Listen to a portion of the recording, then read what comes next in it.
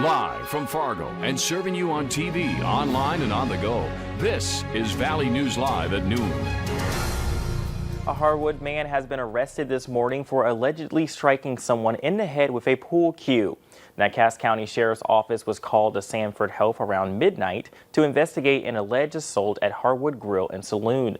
After the initial investigation, 29-year-old Casey Lusk was arrested for aggravated assault after injuring a 38-year-old individual. The incident is still under investigation and no other details are being released at this time.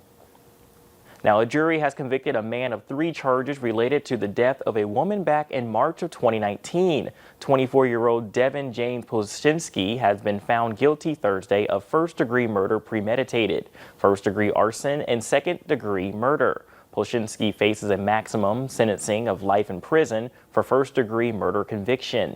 He killed 23-year-old Alexandra Jo Ellenson back in March of 2019.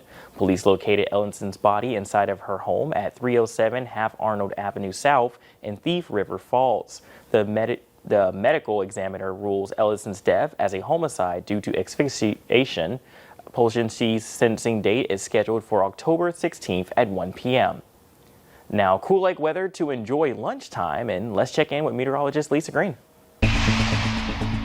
Well, good afternoon. We're looking at conditions that are starting to really improve in the valley. Not everybody's there yet, but we're clearing out those clouds and the rain and thunder too, though it's still going on. So it's a very different story from west to east here this afternoon. You can see Devil's Lake and Jamestown really clearing out, working on it in eastern North Dakota and northwest Minnesota, but heading over into the North Woods area, we still got a little thunderstorm happening, moving from around the Itasca area back into northern parts of Hubbard County. Bemidji seeing some rain at this point in time, but this will be the area that sees the last of it, and the clouds clear out last there too. But this will happen for you too as we head into the afternoon. And of course, temperatures are cooler there because of that. We're at 58 degrees right now in Bemidji, whereas in Fargo and Grand Forks, we're at 70 at this point as we've been warming up with that sun.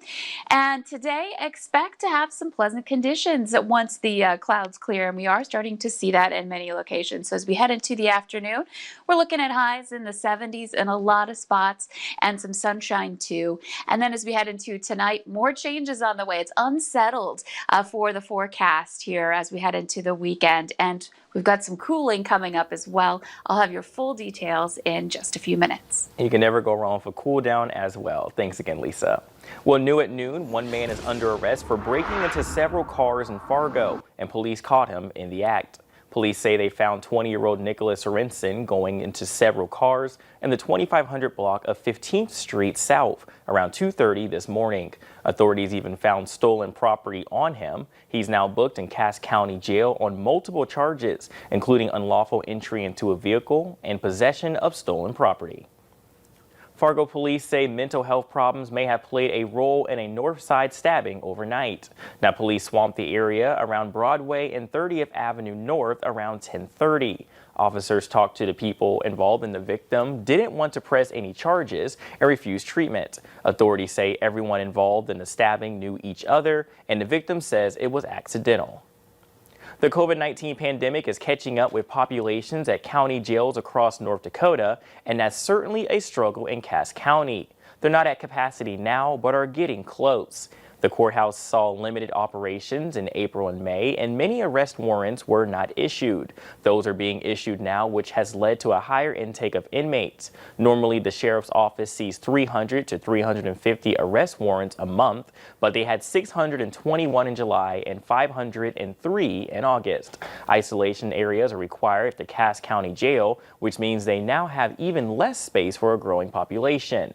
One way they're dealing with this is by sending prisoners to other jails. They've already sent 10 to McKenzie County. Cass County Sheriff Jesse Joner says with limitations and a big influx of prisoners, it's like a game of checkers to find space for everyone. But he's assuring the public that prisoners won't be turned away. We will always make sure that we will have room for those individuals who are not safe to be out on our streets. So whether it's making room at our own facility or us finding space at another facility, we'll always make sure that we can maintain public safety. They currently hold between 300 and 310 inmates. The capacity of the Cass County Jail is 348. Well, the Red River Valley Climate Action Group is demanding action on climate change in the FM Metro. They're holding a march today at 4:30 at Island Park. They plan to walk into City Hall, the Forum Building, and Senator John Hoeven's office before returning to the park. For anyone who wants to continue marching, they will then go to the Moorhead City Hall. Now, here are the latest COVID-19 numbers in the area. North Dakota is reporting 436 new cases in the state, along with 8 new deaths. Overall, 219 people have died in the state. Now, in Minnesota, the state reports 1,191 new cases, along with 6 new deaths. 1,994 people have died in the state. There's another round of free COVID-19 testing coming to Moorhead next week. State and county health departments are holding tests at the Moorhead Armory next Tuesday, Wednesday, and Thursday from noon to 6 p.m. The test is free and is available to anyone, even if they're not showing symptoms. They're used to sniff out drugs and explosives, but what about the coronavirus? A new pilot project at Helsinki's airport is training dogs to do just that, and CBS's Riley Carlson has that story. These guys could be Finland's newest COVID-19 detectors. Officials at Helsinki's airport are hoping they can provide a quick and cost-effective way to tell if passengers have the coronavirus with a smell test. Researchers say they're highly accurate and it's promising. What we've seen in our research is that the dogs actually will find them about 5 days before they get any clinical symptoms. Volunteers walk into these sniff stations and simply swipe their skin, put the wipe in a jar, and then it's put in front of a dog in a separate room. If the dog deems the smell to be positive, people are given a free swab test to check the result. Right now, the pups aren't allowed to just smell around, but if the pilot project goes well, that could change. It's possible that these dogs go around passengers in a similar way than custom dogs do. But that needs law changes in Finland. Several different countries, including France, Germany, and the U.S., have been training dogs on similar coronavirus projects. But Finland is the first country in Europe to put them to work. Riley Carlson, CBS News, London.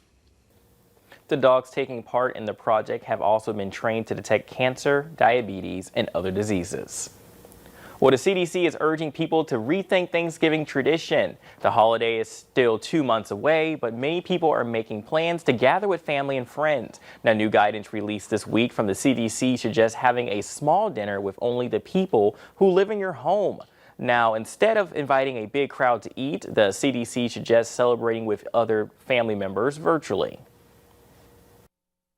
I mean, we're going to do like we've been doing for the last 20, 30 years. It's not like we're going to invite like extra people off the street, you know what I mean?